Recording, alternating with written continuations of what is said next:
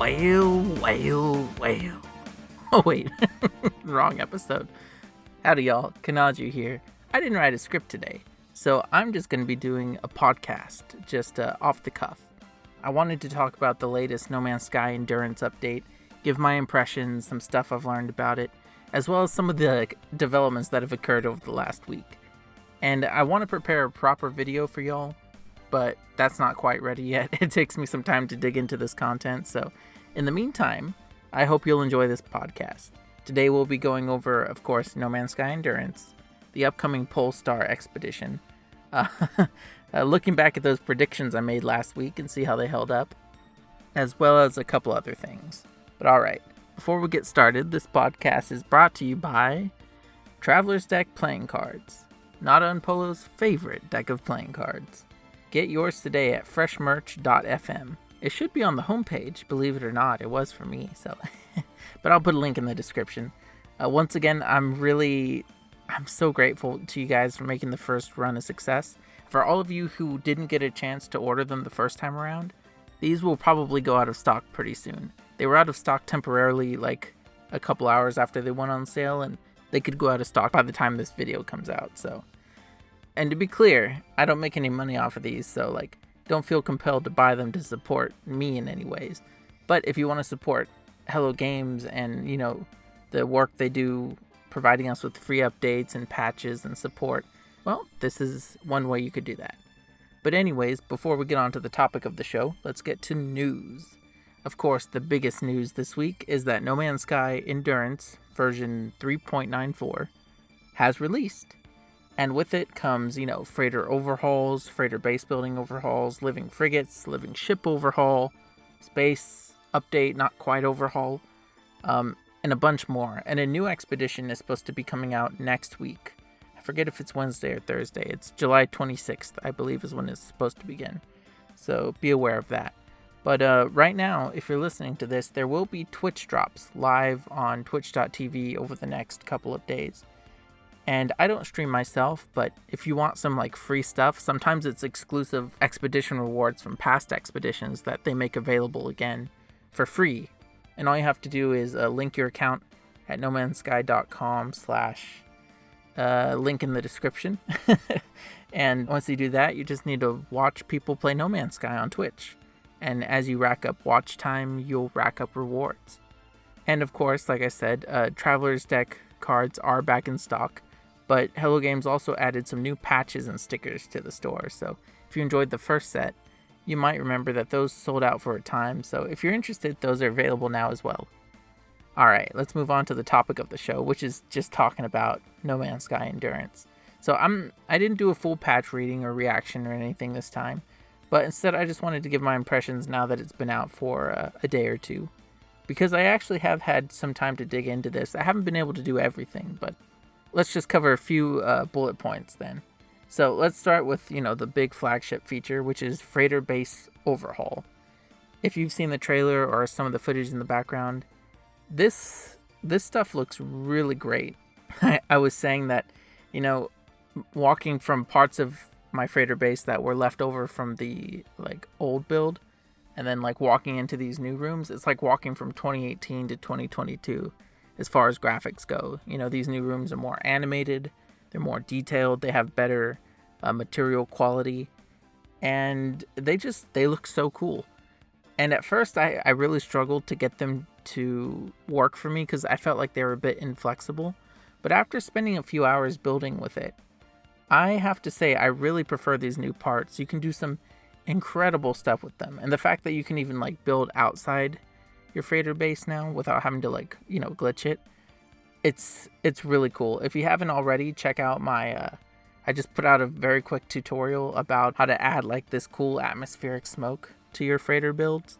And actually, I suppose it would apply to almost any base building, but particularly on freighters it looks really good. So check that out if you have a couple minutes and you're interested. But yeah, I really enjoy the new freighter base building. It's mostly the same functionality. They gave us a couple new things. You have the extractor that can get stellar material from whichever, type of star classification you're in. So that's pretty cool. And we have this thing, which allows you to scan an entire system instantly, and not just scan it, but discover the planets as if you landed on them, which, one hand, it's really convenient, and for those times when I'm just kind of warping through systems, it's really nice to just be able to claim all of those planets. But at the same time, it's like, it feels a little weird claiming planets I haven't visited yet, but, there's, for all intents and purposes, an unlimited number of planets in the galaxy. I don't think this is going to ruin anyone's day, if you ask me. I just think it's really cool for those people who want it. And for those purists who, would prefer just to visit the planet themselves, that's always an option too. So overall, a lot of great stuff. Higher fidelity, more customization. You can add short-range teleporters now within your base. Yeah, just a lot of great stuff. But I want to talk about everything, so let me also get to just the freighter overhaul. So there are a lot of quality of life features they added in this update. Besides it looking a lot better, at least on my PS5, everything looks a lot better. It is significantly less time consuming to get up to your bridge and your base.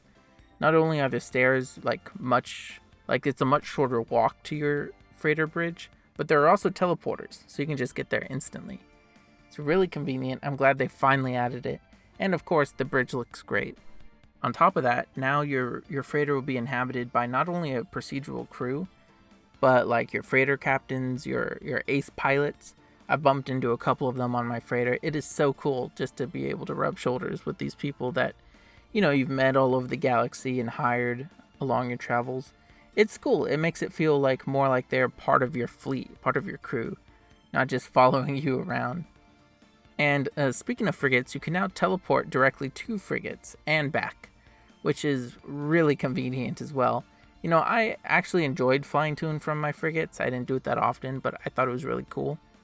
But, you would have to really make sure you were going to the right one, especially when you get a fleet of over 30 frigates. So just being able to teleport there and back actually is a lot better. Let's be real. They've also added in some more. Actually, while we're on the topic of frigates, they added living frigates. And these are the first procedural frigates we've gotten in the game. So, yeah, the other frigates can change colors, but they're the same model. Each class only has one model of frigate. And this new class of organic frigates, which we first saw with the Leviathan, it's procedurally generated. So it's just like a ship or a creature or even a freighter where it can be rearranged and come in countless unique varieties. Besides being procedural, though, the way I got my first, sort of non-Leviathan living frigate was pretty cool. I had to first send my Leviathan out on an expedition. It came back. It brought back some upgrades for my living ship, which that's pretty cool, first off. And we'll get to that in a second. But it also brought back the plans for something called, a dream aerial, I believe. And basically, you build this in your inventory, and it's pretty expensive. You have to use 3 living glass to make it, which, if you haven't built a living glass yet, it's a lot of materials. But anyways, so once you do that, you're able to sort of pulse out into space, kind of like you would with a anomaly scanner or something like that. And eventually, I met my first living frigate, and I won't spoil the encounter, but it was really cool. Really cool. And now it's a part of my fleet. So, that's a really cool new mechanic. It feels... I don't want to spoil it because the update just came out, but I'm really happy with the direction it's taking. I still need to spend more time to see how these function, with living ships and stuff, but overall, I'm pretty happy to see living frigates properly integrated. And speaking of things being properly integrated, living ships also got an overhaul in this update. So all the things, I think I'd mentioned a few things in a video last week about living ships needing to be better integrated. Well, now they are.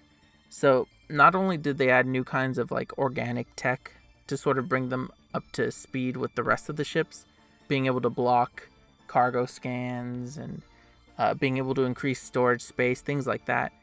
So not only did they, give it better tech, so now it's pretty much on par with other ships, but the way you get these upgrades is pretty unique, which is by sending living frigates out on expeditions to retrieve them.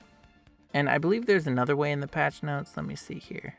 I don't recall because, again, I've gotten a couple of the upgrades, but the update just dropped, so I haven't fully explored the living ship portion of it yet.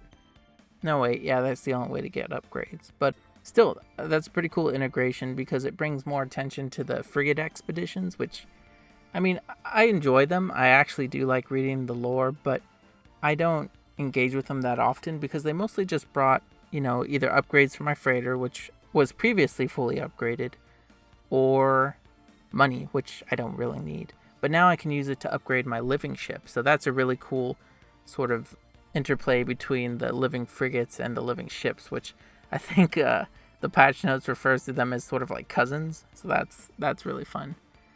But yeah, that's really cool to see those finally get a buff. They finally feel properly integrated. But besides freighters, frigates, and living ships, we also saw an update to space in various ways. The most notable of which, of course, were the asteroid fields. These things are incredible to behold. You may need a next-gen console to render everything fully, but if you're lucky enough to have one of those, or be on a PC with a pretty good graphics card, this stuff is incredible. Literally thousands, maybe tens of thousands of asteroids on screen at a time. It's the scale and the density. It's pretty cool. And within these asteroid fields, you can now catch NPCs mining asteroids, which for some reason their stuff flies into my inventory when they mine it. Reminds me of that one Beyond trailer where you see that. But it's still really cool. It really helps the universe feel more, I don't know, like lived in. Because so many times in games, there are things the player does very regularly that no one else in the game universe does, and it kind of makes it feel like more video gamey because you're the only one that, goes to the store, or you're the only one that does this, or when they send one guy to like kill 1,000 dudes in like a war game, like realistically that wouldn't happen, right?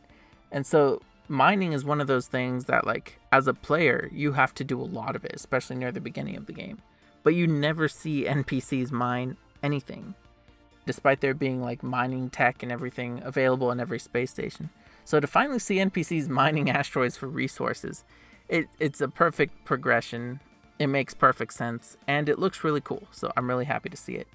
We also got new space critters, which I won't spoil, but they're in the patch notes, so it's not like a complete secret or anything. But those are really cool to see. I'm curious to see if there are more out there. Like, now I feel like there could be things hidden in space, so I really want to explore that. We have space storms, which admittedly I thought they would be cooler. Like, I ran into a couple last night and I was hoping my ship would take damage, but it didn't. So I guess that's just me getting my hopes up. Again, keep your expectations at 0. Space nebulas, like nebula clouds. I haven't run into one of those within a system yet. The new black holes look incredible. The way they actually distort the light around them instead of just having like a sparkly thing around them. Like, here's some footage of an old black hole, right? Not that impressive. Here's a new one. It literally looks like this planet's getting sucked into it, but it's just the light from that planet being pulled into the black hole. It's so cool. I love the way these look. Yeah, but that's most of what came in the space overhaul, I believe. They also made like asteroids, like they don't just pop up in your face anymore. You can scan to find tritium-rich asteroids, so they don't have to be every 5 feet. So they can space them out a little bit more because they're confident if you need it, you can find it. Which, again, they should have done that years ago, so it's really good to see. On top of that, we got small quality of life updates to base building. I think we got some new parts as well as the option to turn off contextual base building parts, which is really cool. We got some more quality of life features. Freighters now have cargo holds, which is nice. Space stations have like fog now, which is pretty cool. It reminds me of the Outlaw stations, and I guess it kind of brings them together a little more. That's cool to see. There are also like a bunch of other small changes. Before I move on, the one that I think is really cool is now civilian freighters all have procedurally generated interiors. Now that, the base building's expanded so much, which means every time you visit like a random freighter, it's going to have like a unique little area to explore in the back. And my friend and I were visiting these, and some of them are better than others, but I love the idea that like This is just one more thing where they've given us procedural interiors. And not in the classical sense where it's like always the same shaped room and then they would just put either a table or like 2 chairs or whatever like in the old buildings. This is more like Frontiers and Desolation style procedural generation, where they're using base building parts and these different kinds of rooms and things to create these really high fidelity environments. And it just makes me even more excited at the idea of maybe us getting procedural space stations, because at this point we have procedural settlements, procedural derelict freighters, and procedural just civilian freighters. So it seems like they're interested in creating more procedural interiors, which only makes me excited. So I'm looking forward to that. Oh, I almost forgot, of course. They added 2 new mission types to the Nexus, which they're not that interesting, at least the first one isn't, which is Sentinel Pillar Attack. But it lets you attack a Sentinel Pillar if you hadn't been able to find one yourself.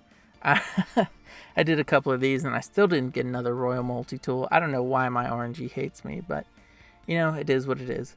But the other mission type that's more interesting is they finally brought Titan Worm Larva back into the game. So these mission types will have you fighting on infested worlds. And it is just so cool to finally see worm-infested worlds back into the main game. They were never in the main game. They were only available in Expedition 4. And to finally see them in the universe, it makes me excited. Like, for those of you who are new to the game and didn't get to play Emergence, you're in for a real treat when you get this mission. So I haven't tried it yet, but I'm looking forward to it. It looks really cool, and I've seen some footage on Twitter that looked pretty cool. But yeah, those are my overall impressions of update 3.94 Endurance. I don't know. I get the arm being Endurance, but I don't know why this update is called Endurance, to be honest. Like, the stuff I'm seeing here doesn't really... y'all put in the comments, why is this update called Endurance? Like, that would make a good name for an expedition, right? The Endurance Expedition. But then the expedition name is Polestar, so... But, yeah, I don't know. But overall, this update was bigger than I was thinking it would be. It gave us a lot of quality of life features that we sorely needed. The game looks better now, even better than than I thought it would. And yeah, I'm just really happy with it. And it means that if this is 3.94, the Expedition's probably 3.95, but that means 4.0 is still on the horizon. So that's something to look forward to. Probably going to coincide with the Switch and PS5 release. So look forward to that probably around late September, if not early October. But all right, so let's move on to the Polestar Expedition, which is the upcoming expedition, which again I believe begins July 26th. They haven't really announced it, but based on what people have been looking at as far as server data, that seems like a likely candidate. And it sounds like it's going to be a pretty interesting expedition. So it's going to focus on freighter navigation. So I'm pretty sure you'll still have a ship because you got to leave your freighter. But it says that you'll be using your freighter to warp from system to system exclusively, I believe. And that sounds pretty cool, to be honest. Especially with the new base building. Like, my freighter is now my favorite place in the No Man's Sky universe. I love it. And the idea of, like, an expedition where you're building up your crew and your ship, and you're sort of like, I don't know, it feels more like an Odyssey. You know what I mean? Almost like or even like Star Trek or something, where you have your big ship and your crew, and all of you are going on this expedition together. You're not just like in a little ship surviving something. Like, you're the captain of a ship, and you all need to make it to the end. I don't know. It sounds really cool. It could be lame. You never know. It could be a stinker. But I'm excited for it. So look forward to coverage on that in the following weeks. But that should bring you up to date with No Man's Sky. And yeah, I just wanted to share some of my initial reactions to it, since again, I don't have a video ready this week in my usual fashion. So I appreciate y'all if you're watching this podcast. And if you've watched any of my recent videos, again, I appreciate every subscriber, every like, every comment. And, oh, of course, before I close, I have to circle back to the predictions that I made last week. or rather, I published the video Sunday. But obviously I'd been thinking about this for weeks, trying to figure out like, should I make a video? Then I finally did, and then the update released, funny enough. But then it actually turned out pretty relevant. So if you missed the video, that's fine. I'm just going to run down real quickly the 5 pieces of evidence and sort of the conclusions I drew. So the first thing was derelict freighters. I thought those would get some kind of VFX update based on what I saw in the Leviathan trailer. And then lo and behold, in the Endurance patch notes, they did enhance the environments of derelict freighters. So that was really cool. So that turned out to be accurate. Of course, there was too much evidence for asteroid fields for those not to come soon, but we got them. And they're here and they're beautiful. So that also turned out to be correct. Evidence number 3 was a screenshot they had used to promote the Switch version, which implied the return of the Titan worm larva. And and what do you know? The same day, I wasn't expecting them so soon, but they're back in the game. You know what I mean? So that was really lucky too. And then the last 2 items were data mine stuff. Well, no. Number 4 was data mine stuff, which was new freighter building parts. And while those exact ones didn't make it into the game, those look like prototypes. So we did get actually much better versions in the game. Which, yeah, that's really cool. So those made it in. And then item number 5 was saying that freighters might be getting an overhaul because the GIF they had, had an updated freighter bridge. And that also came true. So pretty good. That was like everything I presented. I know I'm bragging. I'm sorry. I'm so sorry. But this literally never happens. I always get all my predictions wrong. So the fact that that these turned out to be not 100% accurate, I drew a few different conclusions, but all the evidence did point to this next update. So believe me, I'll be keeping an eye on any future stuff we get from Hello Games, and I'll let you know if I spot anything that might be pointing to a future update. We'll see. But I want to thank you guys so much for checking that out. It did really well, and some of y'all returned after the update to congratulate me on such good guesses, which I appreciate, but really I was just presenting evidence, It wasn't really guesses or that much intelligence on my part. It was really just pointing out things I had seen, so. But I really appreciate it. And that's it for this podcast. Real short podcast, maybe. I don't know how long I've been recording, but it doesn't feel that long. Maybe it's because I'm enjoying myself. But I really enjoyed the update this week. I'm really looking forward to digging into it and figuring out what kind of videos I want to make for y'all. And in the meantime, I put out a bunch of videos in the last week. Counting this one, this is a podcast. Yesterday, I put out a 5-minute tutorial for base building. Check that out. I put out a Cuphead DLC review video this week, which got less impressions than I have subscribers, which lets me know YouTube is really not interested in promoting it. But hey, if you were interested in Cuphead or the Cuphead DLC or anything, I'll put a link to that at the end of the video as well. And before that, again, the predictions video, and before that was the 50-minute list video I did last Friday. So it's been an incredible week. I've had a lot of extra time in order to do this stuff, and it's been really exciting to try different types and genres of videos. So thanks again for all the support. You guys have been really great. Y'all allow me to explore so many different kinds of videos. I'm a little bit constrained to No Man's Sky, obviously, but I don't feel constrained to make one kind of video, which is really great. I feel like you guys support me when I try different things, and yeah, it's always cool to see y'all. So, thanks again for everything. Feel free to leave a comment below on what you thought of this update. Is it the summer update? I mean, it is the summer update, but is it, the summer update? We'll see. It wasn't 4.0. But Sean did say it coincided with the anniversary and that it's their biggest update of the year. So it implies that it's the summer update, but I guess we'll see. It was pretty big though, so couldn't be too disappointed. But yeah, I'm still rambling. See, when you don't have a script, you don't know when to stop talking. But guess that's my cue actually.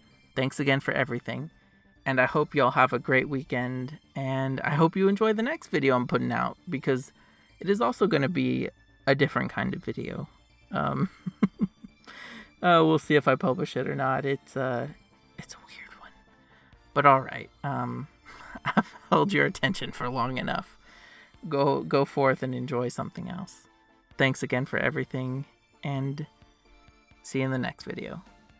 Bye!